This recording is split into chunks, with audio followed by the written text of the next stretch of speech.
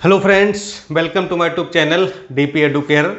दोस्तों, एक अच्छा निबंध क्या होता है और एक अच्छा निबंध हम कैसे लिख सकते हैं और उस अच्छे निबंध के माध्यम से हम परीक्षा में अधिकतम अंक कैसे प्राप्त कर सकते हैं, किन किन बातों का हमें ध्यान रखना है, कौन कौन सी गलतियां नहीं करनी हैं, कौन कौन सी बातें हमको करनी हैं, किन बिंदुओं का ध्यान रखें, कोटेशन कैसे लिखें, शेरो शायरी कैसी लिखें, हेडिंग कहाँ से बनाए, क्या हमारी रूपरेखा होनी चाहिए, कहाँ से स्टार्ट करें, कहाँ पर एंड करें, उपसंहार कैसा हो, प्रस्तावना कैसी हो, बिंदु का इस्तेमाल करें कि ना करें, अंडरलाइन करें या ना करें, तालिका चार्ट फ्लो चार्ट मैप का इस्तेमाल करें या ना करें, ये सारी चीज़ें आपको हम बताने वाले हैं। तो निबंध लेखन का ये वीडियो आज आपके लिए बहुत ही ज़्यादा इम्पोर्टेंट होने वाला है। यदि आप पीसीएस, आईएएस, समीक्षा अधिकारी या खंड शिक्षा अधिकारी इन परीक्षाओं की तैयारी कर रहे हैं या फिर आप ऐसी कोई परीक्षा की तैयारी कर रहे हैं जहां पर निबंध लेखन पूछा जाता है, निबंध आता है, लिखने को पूछा जाता है, तो उनके लिए ये वीडियो बहुत ज़्यादा इंपॉर्टेंट होने वाला है। ठीक है, समीक्षा अधिकारी के जो भी बच्चे मेंस के हैं वो लोग इस पर विशेष ध्यान दें। ये वीडियो थोड़ा सा लंबा भले ही हो जाए लेकिन बहुत अच्छा होगा। आज का बहुत ही अच्छा सेशन है। एक एक बिंदु से, प्रस्तावना से उठा करके हम लोग उपसंहार निष्कर्ष तक देखेंगे कि कहां पर हमको क्या करना है। ठीक है, तो एक बेहतर, एक अच्छा और मतलब एक आकर्षक निबंध हम कैसे लिखें कि जो परीक्षक है, जो कॉपी चेक करने वाला टीचर है, वो हमारे निबंध को देख करके कैसे आकर्षित हो जाए। शब्द कैसे काउंट करेंगे, ठीक है, कॉमा, मात्रा, बिंदी, ये सब का कैसे इस्तेमाल करना है, गलतियां कितनी करें, कितनी क्षम होती हैं, शब्दों का चयन कैसे करें, शब्द लिमिट क्या होगी, ये सारी बातें, कितने शब्द अधिकतम कर सकते हैं, कितने कम कर सकते हैं, तो ये सारी बातों का समाधान आपको इस वीडियो में मिलने वाला है। ठीक है, तो चलिए फिर शुरुआत करते हैं हम लोग। उससे पहले आपको बता दूं कि समीक्षा अधिकारी, सहायक समीक्षा अधिकारी, मुख्य परीक्षा और प्रारंभिक परीक्षा का बैच ऑलरेडी चल रहा है। खंड शिक्षा अधिकारी के लिए, पीसीएस के लिए, प्रारंभिक परीक्षा के लिए बैच चल रहे हैं, उसे आप लोग ज्वाइन कर सकते हैं। नंबर मैं यहाँ पर लिख देता हूँ, ये संस्था का नंबर 6393350769। ठीक है, इस पर आप लोग कॉल करके या व्हाट्सएप करके संपर्क कर सकते हैं। मुख्य परीक्षा का कंप्लीट बैच चल रहा है जिसमें आपको सारे निबंध, करीब 20 से 25 कंप्लीट निबंध आपको दिए जाएंगे लिखे हुए, सारे पत्र लेखन, 9 प्रकार के पत्र हैं, 10वां आपका साड़ी लेखन है। ठीक है, सभी प्रकार के पत्रों की परिभाषा, विशेषता, उसके भाग, उसका प्रारूप, लिखित प्रारूप, और प्रत्येक पत्र के 2-2, 3-3 एग्जाम्पल होंगे। ठीक है, और वैसे ही सारे पत्र आपको मिलेंगे जैसे कि इस समय शासन में या लोक सेवा आयोग में चल रहे हैं, ट्रेंडिंग में चल रहे हैं। जो आप मार्केट में पुरानी किताबें देखते हैं ना, उसमें आपको पुराने पत्र, पुराना फॉर्मेट मिलता है, पुराना प्रारूप है, वो अब नहीं चल रहा है, और आप वो लिख करके आएंगे पुराना वाला तो आपको नंबर कतई नहीं मिलने वाले हैं। इसलिए हम जो आपको पत्र देंगे वो एकदम से जो वर्तमान में, चूंकि हमारा काम है समीक्षा अधिकारी सचिवालय में हूं, तो रोज उन्हीं पत्रों का, चाहे वो सरकारी पत्र हो, अर्थशास्त्री पत्र हो, कार्यालय ज्ञाप हो, चाहे वो कार्यालय विज्ञप्ति हो, ठीक है, चाहे कुछ भी हो, जो भी पत्र है सारे शासन में लिखे जाते हैं, और वही फॉर्मेट, वही सारी चीजें आपको मिलेंगी जो इस समय वर्तमान में चल रही हैं और जिनकी परीक्षक आपसे उम्मीद करता है। और जो परीक्षक उम्मीद कर रहा है, अगर आप वही लिख करके आएंगे तो निश्चित रूप से आपको उन लोगों से बेहतर अंक मिलेंगे जो कि ये मार्केट की जो चिटपुटिया किताबें होती हैं उन सबको पढ़ करके जाते हैं।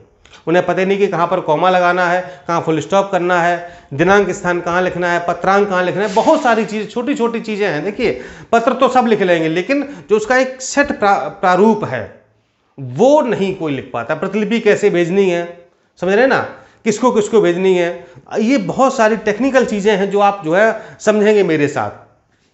निबंध के लिए आपको पूरा करीब जो है एक निबंध 1400 से 1500 शब्दों में लिखा हुआ मिलेगा, लिखने आपको 600-700 शब्द हैं। ठीक है, तो पूरा टॉपिक कंप्लीट हो जाएगा। 20 से 25 आपको कंप्लीट निबंध मिल जाएंगे, 20 से 25 आपको संभावित टॉपिक मिल जाएंगे, उसको आप लिख करके भेजिए, हमको यहाँ पर चेक किया जाएगा, आपकी गलतियों को बताया जाएगा। ठीक है, शब्दावली है, मुहावरे, कंप्यूटर, गद्यांश, सारी चीज़ें, कैसे सारांश निकाला जाएगा, रेखांकित अंशों की व्याख्या कैसे करनी है, शीर्षक कैसे निकालना है, बहुत सारी चीज़ें हैं। ठीक है, तो मेंस का भी और प्री का भी पूरा जो है, जो हिंदी के 6 टॉपिक हैं, मेंस में वो 5 टॉपिक हो जाते हैं। 192 पेज की हिंदी की पीडीएफ बन चुकी है नई। ठीक है, उसमें सारे टॉपिक, जैसे कि अब उन टॉपिक को कहाँ से लिया गया, जैसे कि आपका हरदेव बहारी है, वासुदेव प्रसाद हैं, पृथ्वीनाथ पांडे हैं, सुशील कुमार, ये जो बहुत ही बेहतरीन किताबें हैं, मानक किताबें हैं, उनको कंपाइल करके हिंदी का नोट्स बनाया गया। ठीक है, तो मतलब हम आपको वो सटीक सामग्री देने वाले हैं, शायद वो आपको कहीं पर नहीं मिलेगी। ठीक है, तो इसलिए आप लोग चाहे तो संस्था से जुड़ सकते हैं, वो नोट्स आप प्राप्त कर सकते हैं।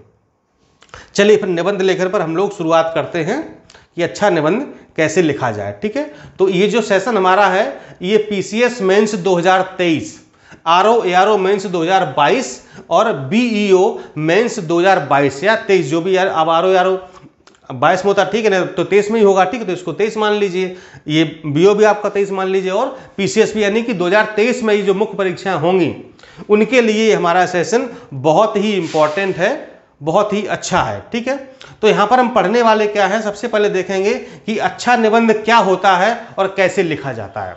पहले तो आपको यह बताएंगे कि हमने कहा अच्छा निबंध लिखो, भाई अच्छा निबंध होता क्या है, पहले बताओ तो कम से कम कि अच्छा निबंध होता क्या है, फिर यह बताओ कि अच्छा निबंध लिखा कैसे जाता है। तो दो चीजें हैं, तो दो भागों में हमारा सेशन डिवाइड होगा।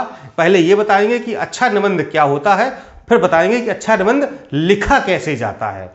इसलिए आप लोग थोड़ा सा धैर्य बना करके आराम से, एकदम से शांति से सुनिएगा कि हम आपको क्या क्या बताते हैं, मतलब कहानी की तरह आप सुनिएगा, समझ रहे ना। और चाहे तो 2-3 बार वीडियो को देखिएगा, एकदम मन में बैठा लीजिए और ऐसे ही निबंध लिख करके आइएगा। ठीक, चलिए पहले तो आपको बता देते हैं कि कैसे पीसीएस में और आरओ में और जो है खंड शिक्षा अधिकारी में कैसे निबंध आते हैं और किस तरीके आपको लिखना होता है। तो देखिए, अगर हम पीसीएस यूपी पीसीएस मुख्य परीक्षा की बात करें तो यहां पर आपको 3 निबंध लिखने होते हैं। ठीक है, और प्रत्येक निबंध होता है 50 नंबर का। ठीक है, टोटल 150 अंक के आपको जो है निबंध का पेपर होता है, और यहां पर प्रत्येक निबंध आपको 700 शब्दों में लिखना होता है। ठीक है, अब देखिए 700 मतलब ये होता है कि 10-20 शब्द ऊपर या फिर 10-20 शब्द नीचे। ठीक है, नीचे तो कभी मत करिए, बढ़ा के लिख करके आइए ना, क्यों कम लिखेंगे। समीक्षा अधिकारी यानी कि आरओ में आपको इसमें भी 3 निबंध लिखने होते हैं, लेकिन एक निबंध आपका 40 अंक का होता है और कुल अंक होते हैं आपके 120, और प्रत्येक निबंध आपको लिखना होता है 600 शब्दों में।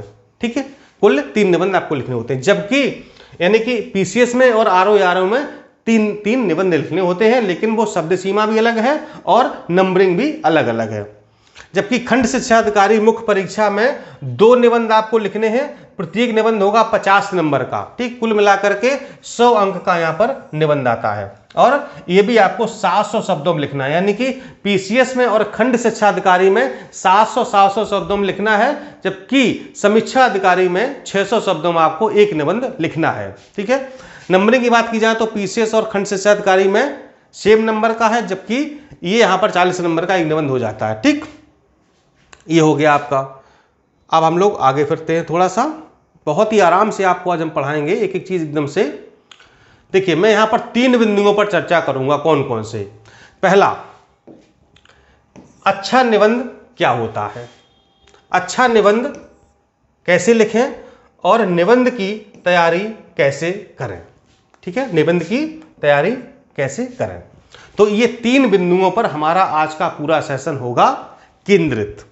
चलिए पहला बिंदु लाते हैं। देखिए, अच्छा निबंध क्या होता है। तो अच्छे निबंध की कुछ क्या होती हैं, विशेषताएं होती हैं।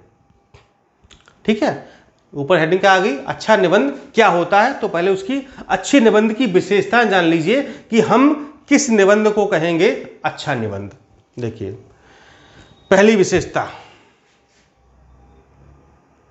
हाँ यहां इतना बड़ा लेते हैं। ठीक है, ये आपकी पहली विशेषता है कि निबंध व्यक्ति की मौलिकता एवं व्यक्तित्व परीक्षण का माध्यम होता है, अतः बहुआयामी नजरिए यानी कि मल्टी डायमेंशनल अप्रोच का विशेष महत्व होता है। 2 चीजें यहां पर देखी जाती हैं, एक तो व्यक्ति की मौलिकता, यानी कि आप चूंकि निबंध लिख के आप किसी को दे दिए, अभी इंटरव्यू तो हो नहीं रहा है कि हम जो है आपको सामने से देख रहे हैं, आपको पूरा जांच परख लें, भाई हमने जो लिखा, हमारे जो शब्द थे, हमारा भाव था, हमने लिखा और आपको दे दिया। आप मतलब मुझे बिना देखे मेरा निबंध चेक कर रहे हैं, तो आपको निबंध से ही, निबंध पढ़ करके, मेरे शब्दों को पढ़ करके, मेरी विचारधारा को, मेरी मानसिकता को पढ़ करके आपको अंदाज लगाना है कि ये अभ्यर्थी सिलेक्शन के लायक है या नहीं है। तो मौलिकता और हमारा व्यक्तित्व परीक्षण, और यहीं से हमारा कहीं ना कहीं व्यक्तित्व का परीक्षण भी हो जाता है कि हमारा नेगेटिव अप्रोच है या फिर पॉजिटिव अप्रोच है।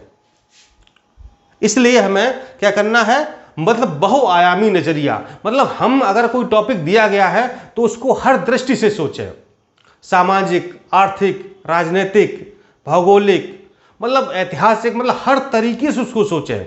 ये नहीं मतलब कि बस निबंध आपका एकदम से कि मतलब जो है एक ही दिशा में जा रहा है, ठीक है, ऐसा नहीं होना चाहिए। तो हमारा जो निबंध है ना, हम मल्टी डायमेंशनल अप्रोच का इस्तेमाल करें, यानी कि अगर कोई चीज़ दी गई है तो हम उस पर हर तरीके से सोचें। मान लो महिला सशक्तिकरण है, या आपदा प्रबंधन है, या कृषि है, या जलवायु है, या पर्यावरण है, ठीक है, या विदेश नीति है, तो हम उस पर हमारी जो नज़र है वो एकदम से बाज की तरह होनी, बहुत दूरदर्शी होनी चाहिए और फैली हुई होनी चाहिए। मतलब हम हर तरीके से सोचें, हर एंगल से सोचें कि हमें किस तरीके से लिखना है।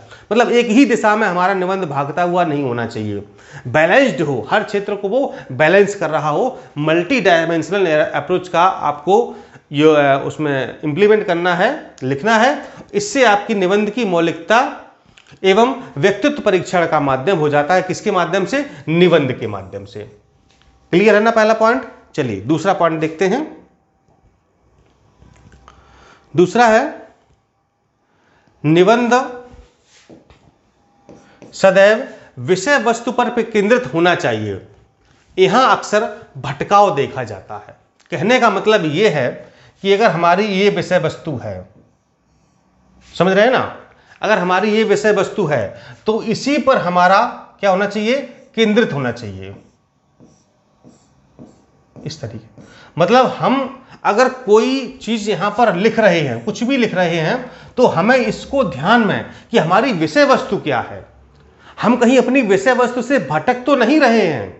चाहे वो आप कारण लिख रहे हो, चाहे निवारण लिख रहे हो, चाहे समाधान लिख रहे हो, चाहे समस्याएं लिख रहे हो, कुछ भी आप लिख रहे हो, चाहे अपने विचार आप लिख रहे हो, चाहे प्रस्तावना हो, चाहे वो मिड पार्ट हो, चाहे वो निष्कर्ष हो, चाहे उपसंहार हो, कुछ भी हो, मतलब विषय से आपको भटकना नहीं है, विषय पर आपको केंद्रित रहना है। अक्सर यहां पर क्या होता है कि परीक्षार्थी भटक जाते हैं, लिखना कहीं से शुरू करते हैं और मतलब खत्म कहीं और करते हैं। लिख रहे थे तो उनका कुछ और जो है अप्रोच हो रहा था, मिड में आए तो उनका कुछ और अप्रोच हो गया, और निबंध खत्म करते करते मतलब अप्रोच कहां से कहां चला गया कुछ पता नहीं चला। तो ये चीज नहीं होना चाहिए। आपका निबंध हमेशा विषय वस्तु पर कैसा होना चाहिए? केंद्रित होना चाहिए। तीसरा पॉइंट आता है, निबंध 3 भागों में बटा हुआ हो। कितने भागों में? 3 भागों में, प्रस्तावना, मुख्य भाग और निष्कर्ष। ठीक, कितने भागों में? 3 भागों में। अभी 3 भाग कैसे बटेंगे ये भी आपको बताएंगे। अभी तो ये बता रहे हैं कि निबंध आपका अच्छा क्या होता है, अच्छा निबंध क्या होता है, ये बता रहे हैं, ध्यान रहे। अभी आगे ये भी बताना है कि अच्छा निबंध कैसे लिखा जाएगा। तो ये 3 भाग आपके हो गए, प्रस्तावना, मुख्य भाग और निष्कर्ष। इन 3 भागों में आपको निबंध को कैटेगराइज कर लेना है, बांट लेना है। कैसे बांटना है ये आपको हम आगे बताने वाले हैं। चौथा पॉइंट आपका आता है, प्रस्तावना से ही आपका विजन स्पष्ट हो जाना चाहिए, ताकि परीक्षक को पता चल सके कि आप क्या कहने वाले हैं और कैसे कहने वाले हैं। बहुत बड़ी बात है ये। प्रस्तावना देखिए क्या है, प्रस्तावना बहुत बड़ी ना हो, बहुत छोटी ना हो, मीडियम की हो। समझ, मतलब कि 100 से 120 या 100 से 130 शब्दों के आसपास आपकी प्रस्तावना। 100 भी हम लग रहा है ज़्यादा ही हो जाएंगे, ठीक है, मतलब करीब समझ लीजिए, करीब जो है आप 70 से 100 शब्द मान लीजिए, लगभग जो है आपकी 70 से 100 शब्दों के बीच में आपकी प्रस्तावना होनी चाहिए, ठीक है। 100 तो ज़्यादा हो जाएंगे, ठीक है, तो मतलब सॉरी ये 70 है यहाँ पर, ठीक है। 60, 70, 80 शब्दों के आसपास आपकी अगर प्रस्तावना है तो वो प्रस्तावना अच्छी मानी जाती है। बहुत छोटी भी नहीं है, बहुत बड़ी भी नहीं। लेकिन जब आप प्रस्तावना लिखें तो आपका विजन स्पष्ट हो। ऐसा नहीं मतलब कि आप प्रस्तावना में तो कुछ लिखा था, बीच में आए मुख्य भाग में तो कुछ कहीं और आप लिख रहे हैं, भटक गए, और जब अंत में आप निष्कर्ष लिख रहे हैं या अपने विचार लिख रहे हैं, पूर्व उपसंहार लिख रहे हैं या उपसंहार लिख रहे हैं, तो फिर कुछ और हो गया है। ये नहीं होना चाहिए, ताकि एग्जामिनर मतलब भी माइंड मेकअप कर ले कि यार हाँ तुमने इस प्रस्तावना में ये बात कही है, ठीक है, तो तुम इसी के अनुसार आगे बढ़ोगे। अब तुम प्रस्तावना में कुछ और कह रहे हो, उसने माइंड मेकअप कर लिया हाँ यार ये बच्चा जो है इस तरीके से लिखने वाला है, आप आगे कुछ और तरीके से लिखने लगे, तो तुम भी भटक गए और वो भी भटक गया, और अंत में क्या होगा, नंबर भी भटक जाएंगे। देने को किसी और के होंगे, देने को आपको होंगे और वो दे किसी और को देगा, ठीक है।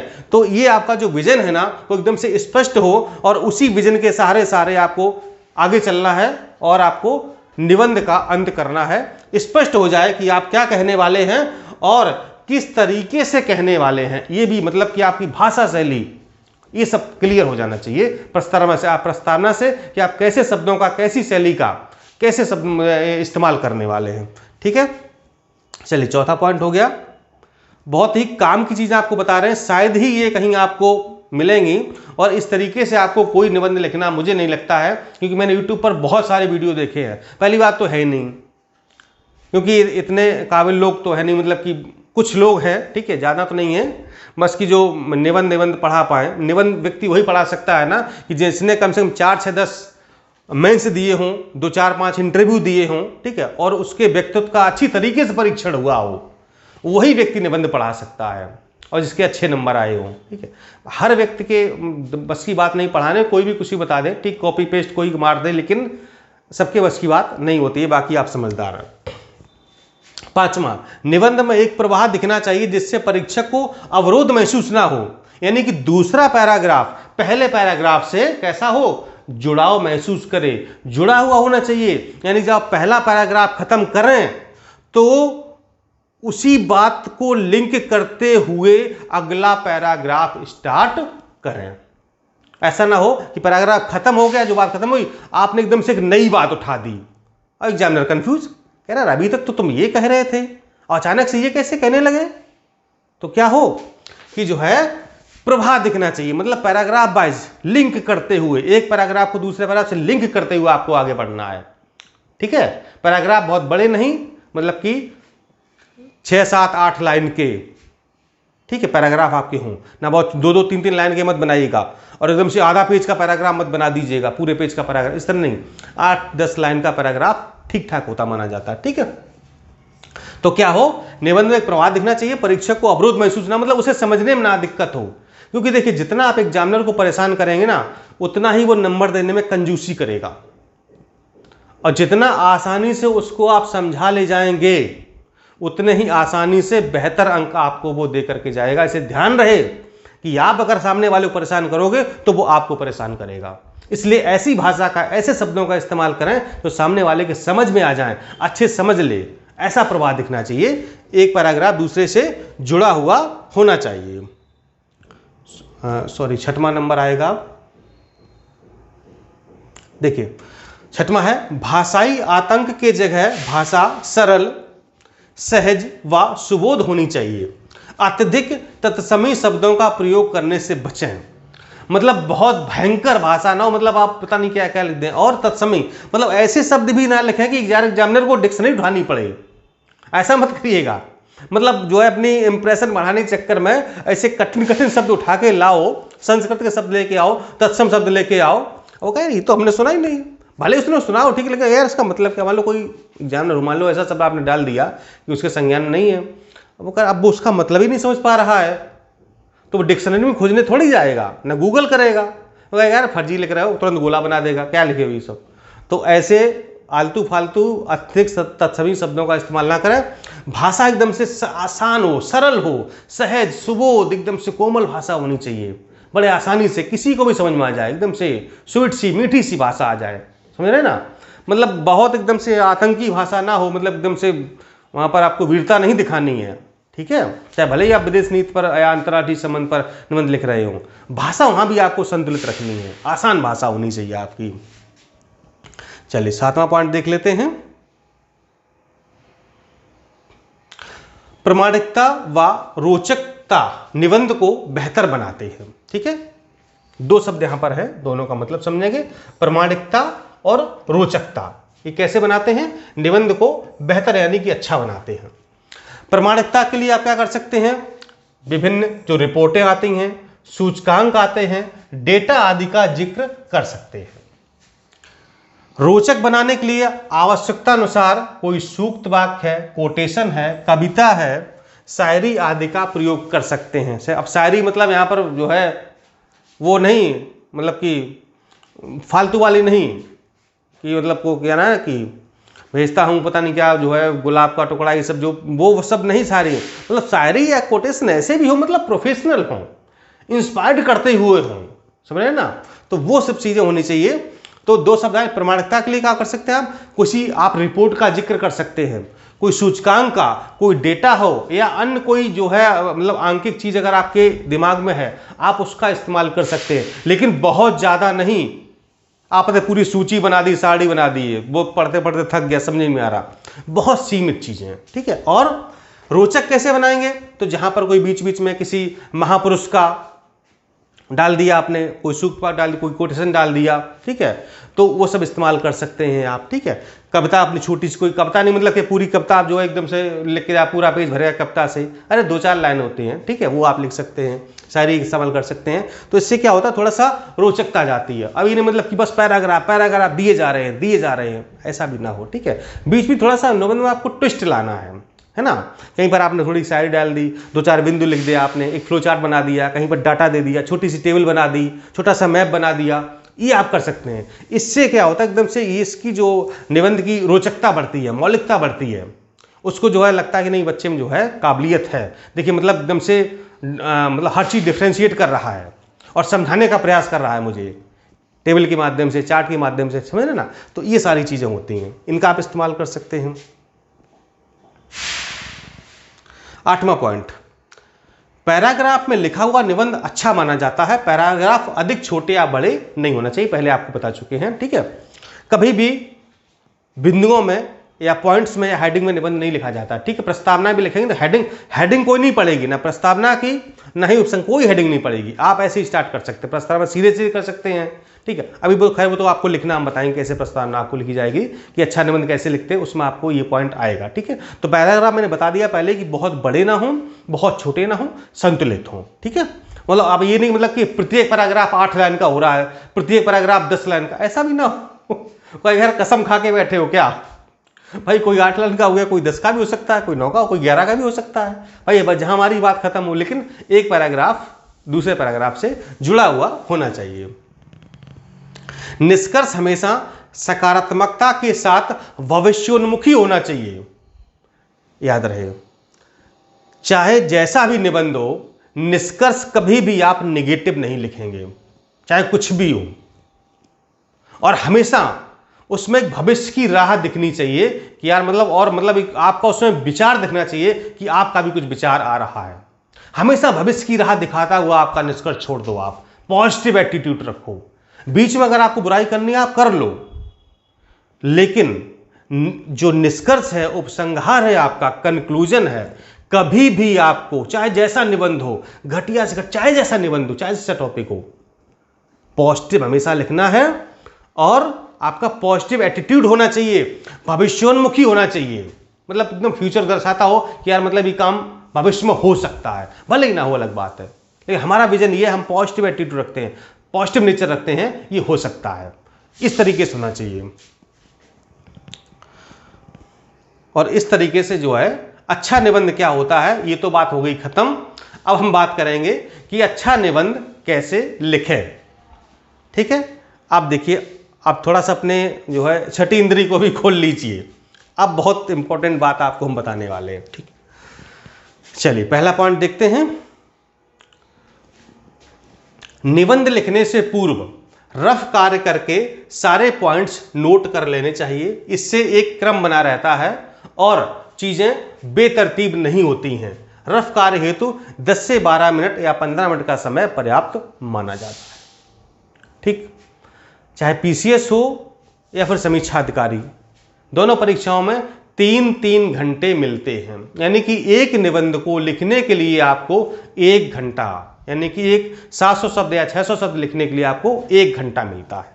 ठीक है। और अगर आपको निबंध अच्छे से आप समझ गए, टॉपिक समझ गए कि टॉपिक क्या कह रहा है, और आपका विजन अगर क्लियर हो गया, तो निबंध लिखना कोई बहुत बड़ी बात नहीं, और 1 घंटा आपको बहुत ज़्यादा लगेगा, होगा ही वो।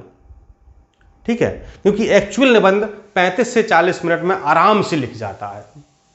ठीक, तो आप क्या करें, आपने टॉपिक सेलेक्ट कर दिया, पहले तो आप चूज कर लीजिए। ठीक है, 3 खंड होंगे, प्रत्येक खंड में 3-3 निबंध होंगे, उसमें से आपको प्रत्येक खंड से 1-1 निबंध करना है। पहले 9 निबंध, 9 को पढ़ लीजिए अच्छे से, आप समझ लीजिए कि आप किस खंड से कौन से निबंध करने वाले हैं। ठीक है, वीडियो लंबा हो रहा है ना, बिल्कुल होने मत, आज होने दीजिए। ठीक है, और मुझे खुल के बोलने दीजिए आज, और आप सुनिए उसको। पहले आप तीनों निबंध को चूज कर लीजिए, सेलेक्ट कर लीजिए हमको किस निबंध, कौन कौन से किस खंड में कौन सा निबंध लिखना है। क्लियर। आप पहला खंड उठाइए, कॉपी आपको मिलती है, उसमें निबंध लिखे ही होते, उतना स्पेस ही आपको मिलता है। ठीक है, अब जो बैक साइड में रफ कार के लिए पेज दिए होते हैं, वहां पर आपको क्या करना है, आप जो है जैसे प्रस्तावना और मेन, जो मुख्य भाग और निष्कर्ष। ठीक है, तो आप क्या करें, जो मेन बिंदु, आप प्रस्तावना में किन किन शब्दों को डालने वाले हैं, प्रस्तावना में क्या लिखने वाले हैं, वो रफली आप कार्य कर लें। मुख्य भाग में क्या क्या लिखने वाले हैं, मतलब उसकी समस्याएं, प्रभाव, निवारण, उपाय, पॉजिटिव, नेगेटिव, सरकारी प्रयास, गैर सरकारी प्रयास, एनजीओ वाले प्रयास, मतलब जो जो चीज़ें लिखने वाले हैं वो सारी क्रमबद्ध तरीके से आपको पॉइंट में नोट कर लेनी है। छोटा सा आपको उपसंहार बना लेना है, मतलब एक हेडिंग टाइप की आप बना लो। ये नहीं मतलब कि हम कह रहे हैं आप लिखो, हेडिंग तो बना सकते हो, बिंदु तो आप बना सकते हो कि हमें ये बिंदु, ये बिंदु है, इस पर हमको 1 पैराग्राफ लिखना है, ये बिंदु है, इस पर 1 पैराग्राफ, ये बिंदु है, इस पर पैराग्राफ। इससे क्या होगा, आपका क्रम बना रहेगा, चीजें बेतरतीब नहीं होंगी, निबंध फैलेगा नहीं, केंद्रित रहेंगे आप विषय के ऊपर। और अगर आप ऐसा नहीं करते हैं, रफ्तार नहीं करते हैं, मैं निश्चित रूप से गारंटी से कह सकता हूं आप अच्छा निबंध नहीं लिख पाएंगे। क्यों नहीं लिख पाएंगे, इसलिए क्योंकि जो चीज आपको लिखनी थी मुख्य भाग में, वो आप मुख्य भाग की स्टार्टिंग छोड़ के बाद में आप ले जाएंगे, और जो बाद में लिखनी थी वो आप पहले लिख देंगे, जो बीच में लिखनी थी वो आप अंत में ले जाएंगे, जो अंत में लिखना था वो आप स्टार्टिंग में लाएंगे। इसलिए कह रहा हूं कि रफ कार बहुत जरूरी है। 10, 12 या 15 मिनट का समय रफ कार के लिए पर्याप्त है, आराम से हो जाएगा। इसके बाद का कुछ सोचना ही नहीं है, क्योंकि आप सोच चुके हैं, निश्चिंत है, बस आपको देखना। अच्छा, ये वाला अगला पॉइंट, ये वाला 1 पैराग्राफ उस पर लिख दिया, अगला वाला ये पॉइंट 1 पैराग्राफ उस पर लिख दिया, क्रम बना रहेगा। ये काम बहुत जरूरी है, सब लोग कीजिएगा, मेरी आपसे विनती है, तभी आप अच्छे नंबर ला पाएंगे, नहीं तो सारी मेहनत आपकी व्यर्थ चली जाएगी। और बाद में जब परीक्षा हॉल से बाहर निकलेंगे तो आप कहेंगे यार ये तो हम डेटा उसमें डाल ही नहीं पाए, यार ये सारी, ये कितना अच्छा कोटेशन था, हमको लिखना था लेकिन नहीं लिख पाए, यार ये चीज़ पता है मैंने स्टार्टिंग में लिखी, मुझे बाद में लिखनी चाहिए थी, यार वो मेरा लास्ट में चला गया, मुझे स्टार्टिंग में उसको जो है जिक्र करना चाहिए था। ये सब आके दोस्तों से आप जिक्र करेंगे, ये प्रैक्टिकल अनुभव बता रहे हैं जीवन का। ठीक है, आप समझ रहे हैं ना, स्टार्टिंग मैंने गलतियां की थी, पर बाद में किसी ने मुझे समझाया, हमारे गुरुजी ने, तो हम फिर जो है इसी तरीके से करने लगे, आप समझ रहे हैं ना। हाँ, तो ये सब बड़ी टैक्टिक, बड़े काम की हैं। चलिए नेक्स्ट पॉइंट, कोशिश करें कि तीनों निबंध की प्रस्तावना अलग अलग तरीके से लिखें ताकि रोचकता बनी रहे। आप देखिए प्रस्तावना कैसे लिखनी है। उदाहरण स्वरूप, पहले निबंध की प्रस्तावना किसी कोटेशन, कविता, शायरी से शुरू कर सकते हैं। दूसरे निबंध की प्रस्तावना किसी घटना का वर्णन कर सकते हैं। तीसरे निबंध की प्रस्तावना आपकी प्रश्न उठाती हुई हो। आप समझ रहे हैं ना, मान लो पहला निबंध लिखा आपने, कोई एक सूक्ति बढ़िया वाक्य डाल दी या कोई कोटेशन लिख दिया, अच्छा, फिर आपने प्रस्तावना शुरू की। अब आप सब में वो कोटेशन डाल के प्रस्तावना लिखेंगे, कहेंगे यार पागल हो क्या, ये रटा रटाया लाया, वही सब लिख रहा है। ठीक है, दूसरा क्या हो, एकदम से कोई प्रश्न उठाती हुई हो, मतलब ये कैसे हो गया, और मतलब एकदम से उस तरह प्रस्तावना। ठीक है, आपको हम कुछ प्रस्तावना लिखी हुई देंगे, कुछ बोर्ड पर भी आपको प्रैक्टिस करवाएंगे कैसे लिखना है। कुछ ऐसी होगी, किसी घटना का हम वर्णन कर रहे हैं, मतलब जो हमारा टॉपिक है उसी संबंधित कोई घटना है, उसका हम वर्णन करते हुए अपनी प्रस्तावना को उठा रहे हैं। तो इस तरीके से हमको थोड़ा सा डिफ्रेंशिएट करना है तीनों प्रस्तावना में। तीनों प्रस्तावना आपको एक जैसी नहीं लिखनी है, ध्यान रहे। चलिए आगे बढ़ते हैं। चीज़ों का दोहराव ना होने पाए, जैसे मैंने कहा ना वही चीज़ है ना। चूंकि शब्द भंडार आपके पास होना बहुत जरूरी, इसलिए हम कहते हैं कि निबंध हम आपको 600 या 700 शब्दों में कभी नहीं पढ़ाते हैं, हम आपको 1400 से 1500 शब्दों में निबंध पढ़ाते हैं। क्यों? क्योंकि अगर 600-700 शब्दों का निबंध अगर हम आपको दिया तो क्या होगा कि अब आप कितना भी याद कर लो, कितना भी समझ लो, परीक्षा में जाते जाते आप जब 300-400 शब्द लिख लेंगे आप भूल जाएंगे, 400 से आप ऊपर नहीं बढ़ पाएंगे। फिर आप 200-300 शब्द कहां से लिखोगे? आप लिखोगे बना बना के। ठीक, यही काम आप हर निबंध में करोगे, 400 शब्दों के बाद बना बना के लिखोगे। और जब बना बना के लिखोगे तो तीनों निबंध में दिमाग तो तुम्हारा ही है, दिमाग तो आप ही का काम कर रहा है ना, तो वही शब्द बार बार आएंगे, वही रिपीटेशन होगा। क्योंकि एग्जाम में डाला दिमाग भी बहुत कम चलता है, सीमित हो जाता है। ठीक है, तो क्या होगा, शब्दों का दोहराव होगा। इसलिए हम आपको जो 22 से 25 निबंध ले रहे हैं, लिखे हुए दे रहे हैं, वो प्रत्येक निबंध आपका 1400 से 1500 शब्दों में लिखा हुआ है। जब इतना बड़ा निबंध पढ़ करके जाएंगे तो 600-700 शब्द बड़े आराम से लिख करके आएंगे, मौज से, कोई दिक्कत नहीं होगी। किसी मतलब जैसे मान लो महिला सशक्तिकरण का टॉपिक है, पूरा टॉपिक कंप्लीट कर दिया 1500 शब्दों में, 16 शब्दों में। ठीक है, अब महिला सशक्तिकरण से कई प्रकार से निबंध बनते हैं, बना लो कितने तुम बनाना है, हम तो पूरा टॉपिक पढ़ के आए हैं। भाई आपदा प्रबंधन है, उसमें बाढ़ है, भूकंप है, सूखा है, चक्रवात है, यही सब है ना। अब मान लो इस साल बाढ़ से आ गया, अगले साल उसका सूखा पा जाए या चक्रवात पे आ जाए, तो हम जब पूरा निबंध कंप्लीट पढ़ लेंगे, सारे टॉपिक उसमें हम कवर कर लेंगे, कारण निवारण लगभग सबके एक ही जैसे हैं, थोड़ा अंतर रहता है। जब पूरा टॉपिक कवर करके जाएंगे तो आप कुछ भी पूछ लो हमसे, हमें किस बात का डर है। तो हम शब्दों को दोहराव कैसे करें, हमारे पास तो शब्द भंडार बहुत है, हम तो 15 शब्द पढ़ के आए हैं, हमें तो 700 लिखना है ना, यही बात होती है। ठीक है, तो शब्दों को दोहराव नहीं होगा, क्योंकि हम इतना आपको भयंकर निबंध पढ़ा देंगे। ठीक है, नहीं होना चाहिए शब्दों का दोहराव।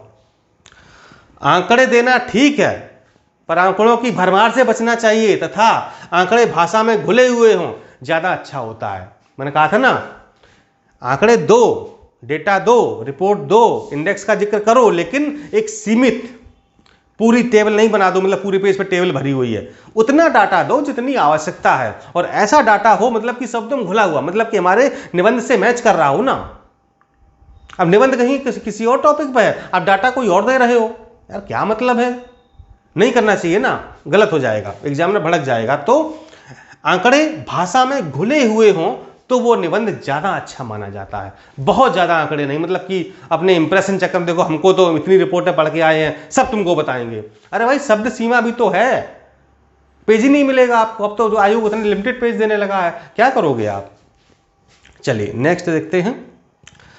महत्वपूर्ण बातें अंडरलाइन करना ना भूलें, बिल्कुल अंडरलाइन करिए। जैसे आप बेसिकली ब्लू पेन से ही आप लिखेंगे, मैं कहूंगा आप ब्लैक पेन से उसको अंडरलाइन करें। ठीक है, परीक्षा में सिर्फ 2 पेन यूज करने हैं, ब्लू एंड ब्लैक, इसके अलावा कोई पेन आपको इस्तेमाल नहीं करना है। Green, red, pencil, nothing else, कुछ नहीं। आपको टेबल बनानी पेन से बनाइए, क्या दिक्कत है। ठीक है, पेंसिल का क्या, मान लो कॉपी 2-4 महीने रखी रही, पेंसिल अगर फेड होगी तो आपका सब मिट जाएगा। इसलिए ब्लैक पेन और ब्लू पेन का इस्तेमाल करें। ब्लू पेन से आपने जो है राइटिंग लिखेंगे, ब्लैक पेन से उसको आप अंडरलाइन कर दीजिए। इसलिए महत्वपूर्ण चीजों को अंडरलाइन अवश्य कीजिए, ताकि एग्जामिनर का ध्यान आपके चीजों पर केंद्रित हो। निबंध से संदर्भित जितने भी आयाम हो सकते हैं, कमोबेश सबका जिक्र करने की कोशिश होनी चाहिए, सकारात्मक भी नकारात्मक भी। भाई देखिए, जैसे मैं हूं, हमारे अंदर सारी चीजें पॉजिटिव तो नहीं होंगी, या आप हैं, आपके अंदर भी सारी नहीं होंगी। ये हो सकता है कि किसी के अंदर सकारात्मक ज़्यादा हो, नकारात्मक कम हो, या ये हो सकता है कि किसी के अंदर नकारात्मक ज़्यादा हो या सकारात्मक कम हो। कोई भी व्यक्ति 100% नेगेटिव भी नहीं हो सकता है और 100% पॉजिटिव भी नहीं हो सकता है। दोनों चीज़ें होंगी हमारे अंदर, गुण और अवगुण दोनों होंगे। इसलिए दोस्तों ये वीडियो थोड़ा सा बीच में ब्रेक हो गया था, कुछ टेक्निकल कारणों की वजह से। हम लोग 6वें पॉइंट पर वार्ता कर रहे थे कि हमें सकारात्मक और नकारात्मक दोनों पक्षों पर बोलना है, लिखना है। सकारात्मक थोड़ा ज़्यादा लिखना है और नकारात्मक पर ध्यान कम देना है, भले ही हमको उसकी जानकारी हो, लेकिन नकारात्मक थोड़ा सा दबाना है। ठीक है, तो यहाँ पर दोनों चीज़ें होनी चाहिए। नेक्स्ट पॉइंट है सकारात्मक निष्कर्ष के साथ अपने सुझाव भी प्रस्तुत करने चाहिए, जिससे कि परीक्षक को आप में भावी प्रशासक नजर आए। भाई देखिए, आप में प्रशासक बनने की काबिलियत है, 100% है ही, लेकिन ये सामने वाले को कैसे बताओगे? क्योंकि आप उसके सामने नहीं जा रहे हो, आपकी कॉपी जा रही है, आपका लिखा हुआ जा रहा है। तो निष्कर्ष आप ऐसे लिखें कि आपके सुझाव भी हों, और सुझाव ऐसे हों, कैसे, जिससे कि पढ़ करके वो खुश हो जाए और लगे कि हाँ यार, इस स्टूडेंट में प्रशासक बनने के पूरे गुण हैं, और वो अन्य लोगों की तुलना में आपको बेहतर अंक दे करके जाए। ये आपको करना ही होगा, तभी आप एक अच्छे नंबर प्राप्त कर सकते हैं। अब हम लोग बात करते हैं कि निबंध की तैयारी कैसे करें। तो आपको पता है कि निबंध की तैयारी करना एक सतत प्रक्रिया है, लंबा समय इसमें लगता है। आप जो मार्केट में किताबें या जो भी मैगजीन्स उपलब्ध हैं, आप उनसे प्रॉपर तैयारी नहीं कर सकते, क्योंकि उनमें निबंध नहीं होता है, वो एक लेख लिखे होते हैं, जानकारी होती है, सूचना होती है सिर्फ। निबंध आप कैसे लिखेंगे? कम से कम इसमें एक ये पॉइंट और जोड़ लेते हैं। परीक्षा में बेहतर निबंध लिखने के लिए आपको नियमित अभ्यास करना चाहिए। और तीसरा पॉइंट है, प्रति सप्ताह कम से कम 2 निबंध जरूर लिखें। यानी भले ही आप शून्य से शुरू कर रहे हैं, लेकिन आपको कुछ ना कुछ लिखना है। डेली 1 पेज भले ही आप लिखें, कुछ भी लिखें, वो आप हफ्ते में कम से कम 2 निबंध जरूर लिखें। जो न्यूज़पेपर हैं उनके एडिटोरियल पढ़ें, उनके आर्टिकल पढ़ें। मैगजीन जैसे योजना है, कुरुक्षेत्र है, विज्ञान प्रगति है, आउटलुक है, डाउन टू अर्थ है, इन सबको पढ़ें। और हमारे जो निबंध हैं वो भी इन सब पर बेस्ड होते हैं। हमारी पूरी टीम है तो वो इन सबको पढ़ती है। जब वो सारे एडिटोरियल, द हिंदू के कुछ एडिटोरियल हैं, जनसत्ता के हैं, दैनिक जागरण जो राष्ट्रीय संस्करण आता है उसके एडिटोरियल सारे इकट्ठे करके वो पढ़ते तब बनाते हैं जा करके। और जितनी भी ये मैगजीन मैंने आपको बताई, हर महीने में हर मंथली मैगजीन आती है, उसमें बड़े बड़े जो विद्वान होते हैं, स्कॉलर्स होते हैं, रिसर्चर होते हैं, जो जो उस क्षेत्र के महारथी हैं, उनके विचार उसमें आते हैं। और जब वो विचार आप डालते हैं अपने लेखनी में, अपने निबंध में, तो एग्जामिनर को लगता है कि यार मतलब बच्चे में वास्तव में काबिलियत है, इसका जो सोच है, उसका विजन है, वो बहुत क्लियर है और बहुत दूरदर्शी है। तो इसलिए जो हमारे निबंध हैं वो इन्हीं सब पर बेस्ड हैं। न्यूज़पेपर के एडिटोरियल्स और जो स्टैंडर्ड मैगजीन्स हैं, इन सब पर बेस्ड हैं जो आपको निबंध हम देते हैं। इसलिए आप भी प्रैक्टिस करते रहें, कुछ भी हो, कुछ भी लिखें, लेकिन रोज जरूर लिखें, 1-2 पेज लिखें। हफ्ते में 2 से 3 निबंध आप जरूर लिखें। नियमित अभ्यास करेंगे तभी आप बेहतर निबंध लिख पाएंगे।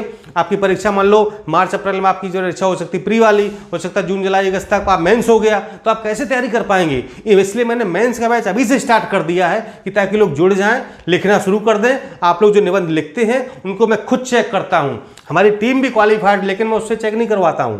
हमारी टीम में काफ़ी लोग जो मेंस और कई मेंस और इंटरव्यू दिए हैं, लेकिन हो सकता है कि जो गलती आपकी हम पकड़ लें वो ना पकड़ पाएं। इसलिए वो सारे निबंध मैं खुद चेक करता हूं। आप लोग जो पीडीएफ बनाकर भेजते हैं वो मैं खुद चेक करता हूं और आपकी गलतियां बताता हूं। आपने कहां पर गलती की, आपको ऐसे नहीं ऐसे करना चाहिए था, जिससे कि आपका निबंध और इम्प्रूव हो जाए। ठीक है, तो ये सारी चीजें हैं, आप समझ लीजिए इनको अच्छे से। हाँ, तो प्रति सप्ताह 2 से 3 निबंध जरूर लिखें। हो सकता है कि आप शून्य से शुरुआत कर रहे हो, परंतु नियमित अभ्यास से आप बेहतर स्थिति पहुंच जाएंगे। इसलिए जैसा भी लिखें, प्रयास जरूर करते रहें। राष्ट्रीय स्तर के समाचार पत्र एवं मैगजीन का अध्ययन करते रहें, मैंने बताया ना। तो ये सारी चीजें, तो हमारे जो निबंध है वो 14, 15, 16 शब्द हम लिखे हैं, उसका एक एक शब्द बहुत कीमती है और बहुत चुन चुन करके डाला गया है। आप जब पढ़ेंगे आपको खुद ही लगेगा। ठीक है, तो ये सारी टैक्टिक और चीज़ें को अपना करके आप एक बेहतर और बहुत अच्छा निबंध लिख सकते हैं। सारी चीज़ें, आप भाषा शैली, आपका विजन, अप्रोच डायमेंशनल होनी चाहिए, मल्टी डायमेंशनल होनी चाहिए, सकारात्मक, मतलब जितने भी मैंने बिंदु बताए हैं कि अच्छा निबंध क्या होता है, कैसे लिखें और किन किन चीज़ों का ध्यान रखें, ये सारी आपको चीज़ें करनी है। ठीक है, ये तो अभी पहला लेक्चर था निबंध का। अभी से आपको हम और भी लेक्चर देंगे कि कैसे कैसे आपको प्रस्तावना कैसे लिखें, निष्कर्ष कैसे लिखें, कुछ प्रस्तावना कोटेशन आपको लिखे हुए देंगे, आप खुद समझ जाएंगे कि हमको आगे कैसे लिखना है। ठीक है, तो निबंध की तैयारी तो आपको हम निश्चित रूप से बहुत अच्छी करा देंगे। बस आप लोग भी जो मैंने कहा है उसको फॉलो करते रहिए। अगर फॉलो नहीं कर पा रहे हैं तो हमारे निबंध पढ़िए, उन्हीं से आप कर सकते हैं। ठीक है, लेकिन फिर भी कहूँगा मैं कि आप एडिटोरियल्स वगैरह पढ़ें, आदत डालें पढ़ने की। जब पढ़ेंगे तो कुछ लिखेंगे, जब लिखेंगे तो लेखनी में सुधार होगा। बस यही तो सफलता का जो है रहस्य है तो जिसको आप लोग समझ नहीं पाते हैं। इसलिए अगर आपको 2022-23 की परीक्षा टारगेट करनी कोई भी, चाहे समीक्षा अधिकारी, PCS, FBO, तो अभी से आप लोग निबंध लिखना शुरू कर दीजिए। मेंस का बैच ज्वाइन कर लीजिए। नंबर आपको फिर से यहाँ पर लिख देते हैं एक बार, 6393350769, ठीक है। प्री मेंस दोनों के बैच चल रहे हैं, RO के लिए, BO के लिए और PCS के लिए आप लोग ज्वाइन कर सकते हैं। निबंध की इच्छा और हिंदी पत्र लेखन सब कुछ आपको कंप्लीट मिल जाएगा, ठीक। चलिए फिर मिलता हूँ नेक्स्ट वीडियो में। नमस्कार, जय हिंद।